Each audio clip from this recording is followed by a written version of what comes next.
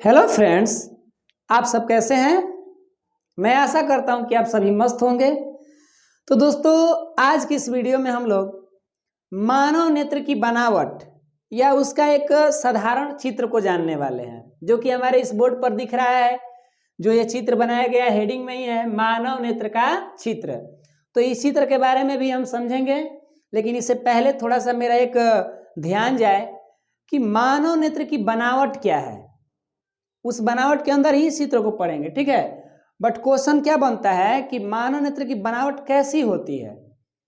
आखिरकार कोई मानव नेत्र को देखेगा, अगर हम किसी आदमी को देखते हैं तो बाहर से उसका जो आंख दिखता है, क्या रियलिटी में वही आंख है? तो वो बिल्कुल नहीं है भैया, वो तो बाहरी बनावट है। असली आंख वह है जो इस चित्र दिखाई दे रहा है ना, यानी उस व्यक्ति के आंख को निकाला जाए। अब निकालिएगा मत, पढ़ने के वास्ते कह रहे हैं। अभी ना कि कहें कि अच्छा हो नेत्र की बनावट देखना है तो उसका आंख निकाल दें, ऐसा बात नहीं है। अगर हम मान रहे हैं कि देखिए, अगर एक व्यक्ति का आंख निकाला गया हो साइंस के दृष्टि से, तो वो इस तरीका का दिखेगा, और बाहर से देखने पर तो छोटा सा दिखेगा। हाँ, बस उसमें जो ताकेगा वही दिखेगा। और ये जो है उसका पूर्णतः निकाला हुआ आंख है, और निकाला जाएगा तो इस तरीका की रचनाएं हमारे सामने आ जाएगी। तो ये तो चित्र पर हुआ। अब थोड़ा सा हम देख लें कि मानव नेत्र की बनावट कैसी है। तो चित्र को देखकर समझ में आ रहा है कि ये बनावट लगभग गोलाकार है। बिल्कुल बात समझ में आ रही है। मानव नेत्र की बनावट लगभग क्या होती है? गोलाकार होती है। और इसका भाई गोला है तो जाहिर सी बात है कि इसमें व्यास भी आ जाएंगे, त्रिज्या भी आ जाएगी। तो मानव नेत्र की जो व्यास होता है वो 2.3 सेंटीमीटर होता है। मानव नेत्र की व्यास क्या होता है? 2.3 सेंटीमीटर। तो आप यहां से त्रिज्या भी बता सकते हैं क्या? तो चलिए बोलिए, मानव नेत्र की बनावट कैसी होती है? तो लगभग गोलीय होती है, जिसका व्यास कितना होता है? तो करीब 2.3 सेंटीमीटर होता है। अब इस मानव नेत्र को चित्र के माध्यम से समझ रहे हैं कि आखिरकार क्या है। तो ये देखिए, जब हम मानव नेत्र को अध्ययन करेंगे तो इसमें विभिन्न भागों का भी नाम आएगा। जैसे कि इसमें एक भाग दिख रहा है पुतली। तो वास्तविक में जो हमारा नेत्र है, अगर बाहर से देखें ऐसे ऐसे हम नेत्र को बाहर से देख रहे हैं, ठीक। तो ये रहता है और ऐसे होता है, ठीक है ना। अब देखिए, जैसे बना है वैसे हमको बनाने आया है, और आप लोग हंसेंगे नहीं कि सर क्या बना रहे हैं। सपोज मान लीजिए, तो ये देखिए पुतली, ये जो गोल बीच में दिख रहा है ना, ये पुतली होता है। और इसमें एक और भाग होगा, ये आइरिस, जो काला रंग का। अब तो काला रंग का नहीं कह सकते हैं क्योंकि इसका रंग अलग अलग व्यक्तियों में अलग होता है। पुतली तो काला होगी, ठीक है। और ये जो भाग है हमारा, ये इसका नाम है आइरिस। और इसी के ऊपर जो है ना एक पतली झिल्ली टाइप का रहेगा, हम पढ़ेंगे बारी बारी से। वो पतली झिल्ली ये दिख रहा है यहाँ पर, ये जो हमारा है, ये इसका नाम क्या रख दिया गया है? कॉर्निया। कॉर्निया जो है एक प्रकार से इस पर पतली झिल्ली टाइप का, मतलब जैसे कि हम मोबाइल के ऊपर लेमिनेशन नहीं कराते हैं तो पतला सा वो रहता ही है, वो भी ट्रांसपेरेंट होता है। तो एक तरह से समझिए ना कि कॉर्निया जो है ना, वो क्या होता है, आइरिस के ऊपर एक पतला सा क्या कहते हैं, झिल्ली टाइप के होता है, ठीक है। तो इसी के अंदर जब आगे बढ़ते हैं तो ये गोलाकार ये पुतली आता है। उसके अंदर पहुंचेगा तो ये लेंस, जिसका नाम क्या रखा गया है? नेत्र लेंस। ये जो लेंस दिखाई दे रहा है ना ऐसे, ये इसका नाम हम लोग क्या रखे हैं? नेत्र लेंस। और कहीं ना कहीं इसको हम दूसरे नाम से भी बोल सकते हैं, क्रिस्टलीय लेंस। कौन लेंस बोल सकते हैं? क्रिस्टलीय लेंस, इसका अन्य नाम भी है। और ये जो लेंस है ना, ये लेंस जिसके वजह से टिका है, यहाँ पर आप ध्यान से देखेंगे, रेड मार्क से दिखा देते हैं इसको। ये जो अपना सिस्टम दिख रहा है ना, यहाँ से ये अपने आप में दोनों जो है हमारा हिस्सा, ये रेड वाला, ये मांसपेशियां, सिलियरी मांसपेशियां के नाम से जानी जाती है। मांस जो होता है ना हमारे, आप अब तो बाहर से तो उतना नहीं दिख पा रहा है, लेकिन जो लेंस को लटकाया है ना वो मांसपेशियां होता है, सिलियरी मांसपेशियां कहते हैं। अगर हमसे क्वेश्चन बन जाए कि ये बताइए जो लेंस होता है वो किस, मान लीजिए कि ये लेंस है सपोज, तो इस लेंस को क्या होता है ना कि इधर दोनों ओर से सिलियरी मांसपेशियां पकड़ी रहती है और यही मांसपेशियां लेंस को बढ़ाता घटाता रहता है आकार। अब उसको डीपली से पढ़ेंगे तो समझ में आएगी क्या हम कह रहे हैं। अभी तो बाहर ऊपर ऊपर जो है चीज़ों को समझ रहे हैं भाई, चित्र है। तो जब इसके अंदर में हम जाएंगे तो हमारा ये खाली भाग आ रहा है और ये रियलिटी में कोई खाली भाग नहीं है, इसके अंदर जो है ना द्रव भरा है, पानी। और इस द्रव को पढ़ाई लेवल में क्या नाम दिया गया? कचाभ द्रव नाम दिया गया, कचाभ द्रव। ये लेंस है और लेंस के बाद जब जाएंगे तो इसमें क्या भरा रहता है? कचाभ द्रव। यहाँ भी कुछ खाली दिख रहा है, ये भी, इसके अंदर भी कुछ पानी भरा रहता है, ठीक है। इस पानी का नाम शायद हम लोग बोलते हैं नेत्रोद, नेत्रोद ऐसे द्रव, इस तरीका से नेत्रोद, नेत्र द्रव कह दीजिए, क्या दिक्कत है? ई कचाभ द्रव है, आई नेत्र द्रव कह दीजिए, ठीक है। ज्यादा इसमें क्या तामझाम करना, नेत्रोद लिख सकते हैं या नेत्र। और नेत्र के इसी भाग पर किसी वस्तु का क्या बनता है? प्रतिबिंब बनता है। तो यहाँ तक रेटिना की जो सबसे महत्वपूर्ण बात है ये हमने समझ लिया कि ये नेत्र का सबसे क्या है? पिछला भाग है और किसी वस्तु का प्रतिबिंब नेत्र के इसी भाग पर बनता है। तो अब जो हम पहुंचते हैं जिस पर बात करने वाले हैं, दृढ़ पटल। ये नाम इधर लिखा हुआ है बट ये जो है हमारा सबसे बाहरी परत है, इस तरीका से हल्का सा डाउन हो गया है, समझिए इसको। जो सबसे बाहरी हमारा परत है यही हमारा क्या है? दृढ़ पटल होता है, इस तरीका से समझिए। ऐसे अगर हमसे क्वेश्चन पूछा जाए कि मानव नेत्र का सबसे बाहरी भाग कौन है तो उसे हम क्या नाम देंगे? दृढ़ पटल। और ये कैसा होता है भाई? तो देखिए इसमें जरा ध्यान दीजिए कि हम जब एक नेत्र को बाहर से देखते हैं तो क्या होता है, ये जो उजला वाला भाग है ना, उजला वाला, जो हम किसी को नेत्र को देखते हैं और उसका आंख का जो उजला भाग दिखता है ना, वही दृढ़ पटल होता है। और सबसे पहले हम जब स्टडी करेंगे इसको तो पहला स्टडी इसी पर किया जाएगा, क्योंकि यही हमारे मानव नेत्र का सबसे बाहरी परत है। और इसी परत के बाद जैसे कि देखिए ये बाहर से आपको दिख रहा है इस तरीके से, सबसे बाहर ये आएगा यहाँ तक और यहाँ तक भी आएगा। इसी परत के बाद ही हमारा ये कार्निया, पुतली, आइरिस वगैरह वगैरह आएंगे। सबसे पहले इसी परत से हमारा संपर्क होता है, यानी भेंट होगा। अब देखिए ये जो हमारा है सिस्टम, यहाँ ये पतला पतला यहाँ पर तंतु टाइप के, तार टाइप के निकले होते हैं, पतला पतला सा, बहुत महीन पतला सा। और इसका नाम क्या दिया गया है? दृक् तंत्रिका। क्या नाम दिया गया है? दृक् तंत्रिका। और ये तंत्रिकाएं, ये पतला पतला तंतु माइंड को खबर, दिमाग को खबर देते हैं, संकेत देते हैं कि भाई साहब वो वस्तु को देख रहे हैं कि वस्तु कितना अच्छा दिख रही है या डिम दिख रहा है, कैसा रंग का है, मतलब ये सब खबर पहुंचाना इनका काम होता है।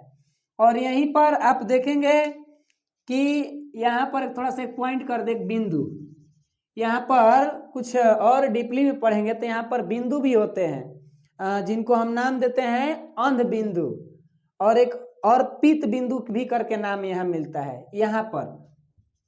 यहाँ पर एक अंध बिंदु और साइड में पीत बिंदु, शायद किसे आगे रहते होंगे, मतलब उसको हम यहाँ नहीं पढ़ेंगे, बड़े क्लासों में उसका अध्ययन अच्छे से हो जाएगा। यहाँ तो हमारा मुख्य पढ़ाई किस पर है? जो मेन पॉइंट दिख रहा है, क्योंकि हमको एग्जाम को भी लेकर चलना है। और अब इतना ना हो कि हम इसको डीपली में ही पढ़ते रह जाएं और बाकी चीज़ों को छोड़ दें। तो ऐसा पढ़ें कि हमारा जो कुछ जानकारी भी इसके बारे में हो जाए और एग्जाम भी अच्छे से हम क्रैक कर पाए। क्या बात तो हमने सही बोला। और नॉलेज आपको डीपली चाहिए ही तो कुछ बुक का भी हेल्प लीजिए, और नहीं तो हम तो कुछ बता ही रहे हैं, थोड़ा बहुत मेरा भी सपोर्ट है ही। तो इस तरीका से मानव नेत्र के चित्रों का हमने उल्लेख देखा कि कौन कौन से इसमें भाग आ रहे हैं। तो ये हमारा कार्निया हो गया, पुतली हो गया, नेत्र लेंस हो गया। अच्छा, ये जो नेत्र लेंस है ये कौन सा लेंस दिख रहा है आपको बताइए? तो इसकी आकृति देखकर आप बता सकते हैं कि ये उत्तल लेंस है। यानी ऑब्जेक्टिव में क्वेश्चन बन सकता है कि मानव नेत्र में कौन सा लेंस पाया जाता है, तो हम आंसर दे देंगे क्या, उत्तल लेंस पाया जाता है। तो अब हम मानव नेत्र के जो विभिन्न भाग हैं उसका अध्ययन करने चल दिए। तो आप इस चित्र को बनाए और तब हम मानव नेत्र के विभिन्न भागों को क्या कर रहे हैं, लिख रहे हैं। ठीक है, तो चलिए तब तक वेट करते हैं, आप चित्र को बनाएं। सॉरी, हमको लग रहा है कि चित्र को बनाने में और हमको वेट करने में काफ़ी टाइम लगेंगे, तो क्यों ना आप स्क्रीनशॉट ले लें और इसे अच्छे से बना लेंगे।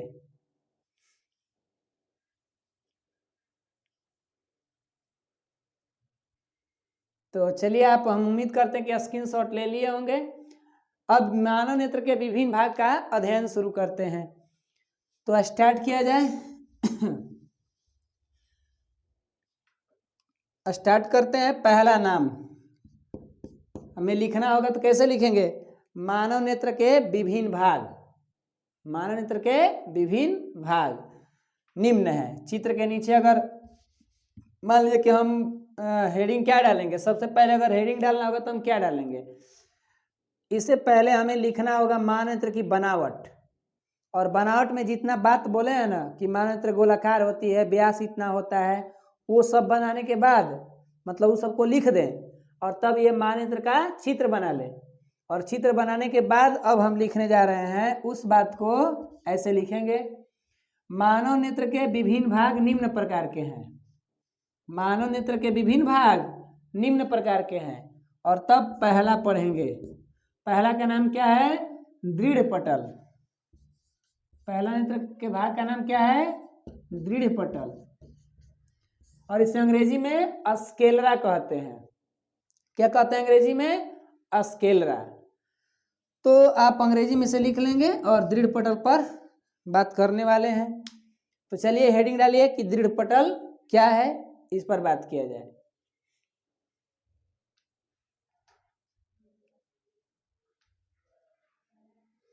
तो देखिए अब दृढ़ पटल को समझ लिया जाए। चित्र में अगर देखते हैं तो दृढ़ पटल मेरा क्या है, ये है सबसे बाहरी परत।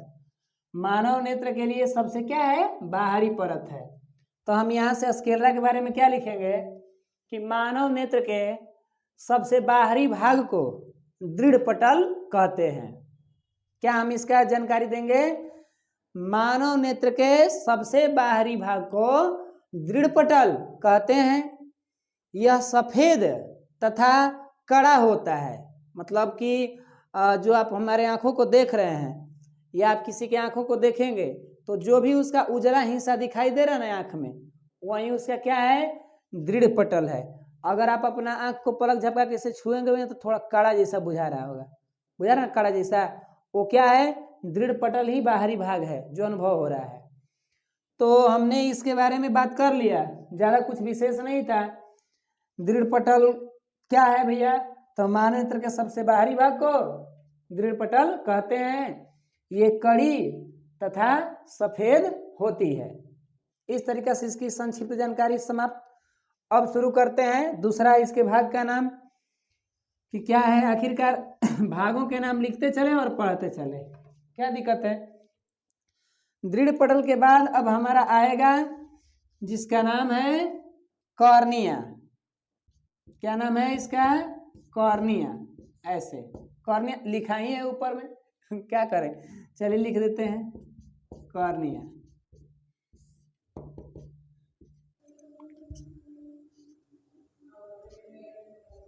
अब ये क्या है, कॉर्निया के बारे में थोड़ा समझ लें चित्रों से कि आखिरकार ये कहाँ होता है। तो देखिए चित्र में हमारा क्या दिख रहा है, यहाँ दिख रहा है ये एक परत जैसे, मतलब पहले ही हम बता चुके हैं कि एक पारदर्शी झिल्ली होता है।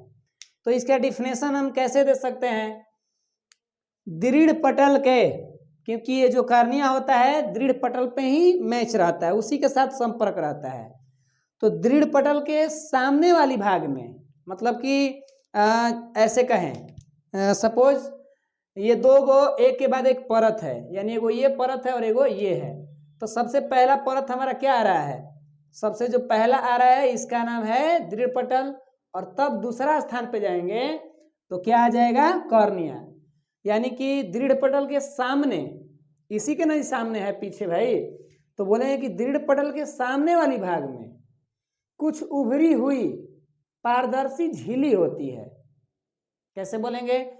दृढ़ पटल के सामने वाली भाग में कुछ उभरी हुई, उभरी माने उठा हुआ हल्का सा, कुछ उभरी हुई पारदर्शी झिल्ली होती है जिसे कॉर्निया कहते हैं। बात समझ में आ रहा है? अब ये अपने आप में बहुत महत्वपूर्ण है। अब महत्वपूर्ण तो सभी हैं, बट इसका थोड़ा सा और कुछ अलग रुतबा है। क्या है सुन लीजिए। जब भी प्रकाश जाएगा माननेत्र में, शुरुआत प्रकाश किया इधर से जाने के लिए, ये लाइट है जा रहा है, ठीक। तो माननेत्र में लाइट जब जाएगा तो सबसे पहले तो उसको कौन से परत से भेंट होगा? दृढ़ पटल से। और दृढ़ पटल जो होता है ना, ये अपारदर्शी है। क्या है? अपारदर्शी। तो भाई अब माननेत्र जाके उस पर टकराएगा तो इसका कोई उतना जरूरत नहीं है। अब दृढ़ पटल के बाद पहुंचेगा कहाँ? कार्निया के पास। क्योंकि अब पूर्णतः अपारदर्शी है तो पूरे नेत्रों को घेर नहीं रखा है ना, कुछ जगह छोड़ा है भैया। किसके लिए? कार्निया के लिए। कि अब कार्निया जी मेरे अंदर तो प्रकाश नहीं जा सकता, अब तुम ही इसे संभालो। तो कार्निया से होकर ही प्रकाश अंदर प्रवेश करता है। मतलब अगर कोई बाहर से हमारे नेत्रों पर प्रकाश मार रहा है तो मेरे उजले वाले भाग में छेद होकर नहीं जा रहे हैं, मेरे उजले के बाद जो भाग आ रहा है ना गोलाकार, उसमें प्रवेश करेंगे। तो उसमें प्रवेश करने के लिए क्या मिलेंगे? पहले कार्निया। यानी हम क्या कहेंगे? मानव नेत्र में प्रवेश करने वाला प्रकाश सबसे पहले कॉर्निया से होकर ही गुजरता है। ऑब्जेक्टिव क्वेश्चन बन सकता है कि मानव नेत्र में प्रवेश करने वाला प्रकाश सबसे पहले किस नेत्र के भाग से होकर गुजरता है? तो कॉर्निया भाग से ही होकर गुजरता है। दूसरी बात कि आपने सुना भी होगा कि किसी को नेत्र दान किया गया। किसी को क्या दान किया गया? नेत्र दान किया गया।